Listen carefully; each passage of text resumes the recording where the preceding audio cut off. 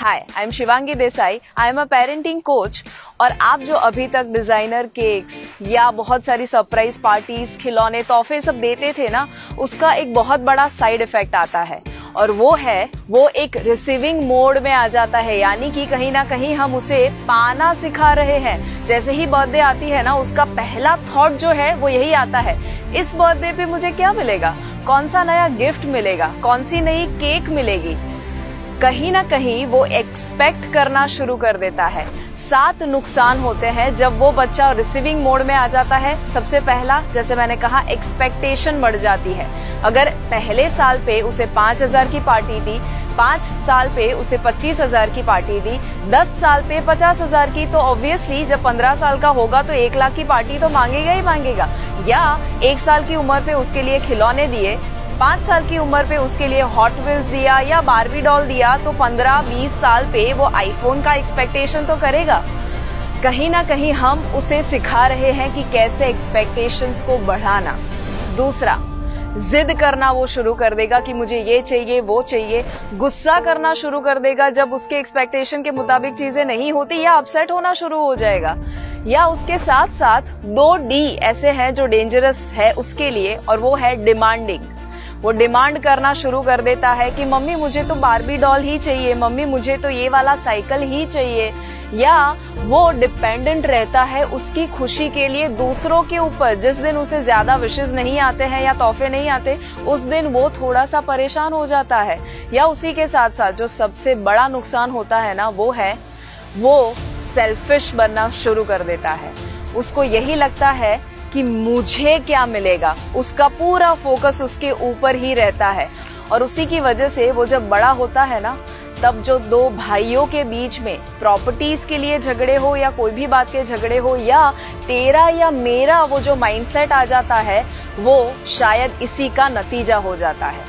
अगर आप चाहते हैं कि आपका बच्चा ऐसा बिल्कुल भी ना करे और हमेशा अच्छी क्वालिटीज को अपने साथ रखे, तो एक बहुत इंपॉर्टेंट चीज करनी है, क्योंकि उसका बर्थडे जो है साल का सबसे यादगार दिन होता है। उस दिन वो जो करता है वो उसकी लॉन्ग टर्म मेमोरी में फिट हो जाता है और वो उसके धीरे धीरे संस्कार बनने लगते हैं। तो अच्छे संस्कार देने के लिए सबसे बेस्ट तरीका अगर है, तो उसकी बर्थडे के दिन उसको कोई ना कोई एक्ट ऑफ काइंडनेस करवाइए।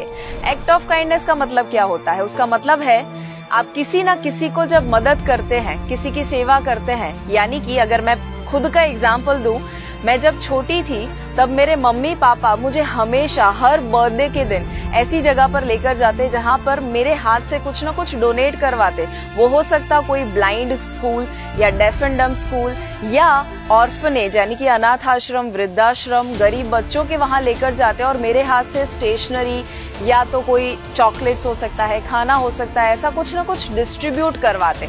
और उसकी वजह से आपको नहीं लगता कि वो जब आप करते हैं तो आपके बच्चे के अंदर ग्रेटिट्यूड यानी कि आभार होना, उसकी भावना आ जाती है। उसको यही फील होता है कि वो कितना लकी है, उसके पास कितनी सारी चीजें हैं। जब वो गरीब बच्चों को वो पेंसिल का बॉक्स देता है ना, तब उसे ये फीलिंग आता है कि यार सामने वाले के पास तो एक पेंसिल तक नहीं है और मेरे पास तो कितनी सारी चीजें हैं जो मैं इस्तेमाल कर सकता हूँ।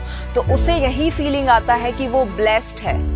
आपको वो थैंक यू बोलेगा, भगवान को थैंक यू बोलेगा, या उसी के साथ साथ वो कंप्लेन करना ही बंद कर देगा, क्योंकि वो वही देखेगा कि यार जिसको मैं बांटने को गया था चीजें, उसके पास तो ढंग के कपड़े तक नहीं है, चप्पल तक नहीं है, और अगर मेरे पास इतनी सारी चीजें हैं तो मैं कंप्लेन कैसे कर सकता हूँ। तो आपके बच्चे को बर्थडे के दिन एक गिवर बनना सिखाइए। और यही बात को आइए हम एक छोटी सी कहानी के द्वारा समझते हैं। एक बार एक इंसान स्वर्ग और नर्क का फर्क देखना चाहता था, तो वो सबसे पहले पहुंच गया नर्क में। वहां पर जाता है तो चौंक जाता है, क्योंकि वहां पर 56 भोग रखे गए थे, बहुत अच्छा माहौल था। बट जैसे करीब जाता है उसे पता चलते हैं कि वहां पर जितने लोग थे सब फ्रस्ट्रेटेड थे, और वो इसीलिए कि 56 भोग तो रखे गए थे, पर उनके हाथ के साथ एक लकड़ी बांधी गई थी, सीधी लकड़ी, एक स्टिक, कि जिसकी वजह से वो अपने हाथ को मोड़ ही नहीं सकते थे और वो खाना ही नहीं खा रहे थे। और इसीलिए वो सभी लोग फ्रस्ट्रेटेड थे, क्योंकि सभी स्ट्रगल कर रहे थे कि कैसे वो हाथ मोड़े और वो खाना खा सके। अब वो जाता है स्वर्ग में।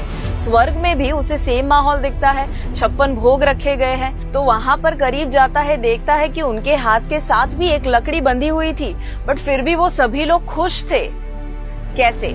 क्योंकि वहाँ पर सभी एक दूसरे को खाना खिला रहे थे, और इसीलिए वो सभी सामने वाले के बारे में जब सोचते हैं, गिविंग के बारे में जब सोचते हैं, वहीं पर उनका स्वर्ग बन जाता है। हमें एक्चुअली ये सोचने की जरूरत नहीं है कि मरने के बाद क्या होगा, बट आपके बच्चे को ये सिखाइए कि जीते जी कैसे वो स्वर्ग बना सकता है, और वो एक बहुत ही आसान तरीके से हो सकता है, गिविंग के द्वारा, देने के द्वारा, ऐसे लोगों को कि जिन्हें जरूरत है। तो आपके बच्चे के अगले बर्थडे पे आप क्या करने वाले हैं, जरूर कमेंट में लिखिए और बताइए मुझे कि कैसे आप उसे देना, एक गिवर बनना सिखाने वाले हैं। और अगर आप चाहते हैं कि लालच से भरे नहीं बट निस्वार्थ भाव से भरे हम बच्चों को तैयार करें इंडिया में, और एक नया इंडिया तैयार करें, तो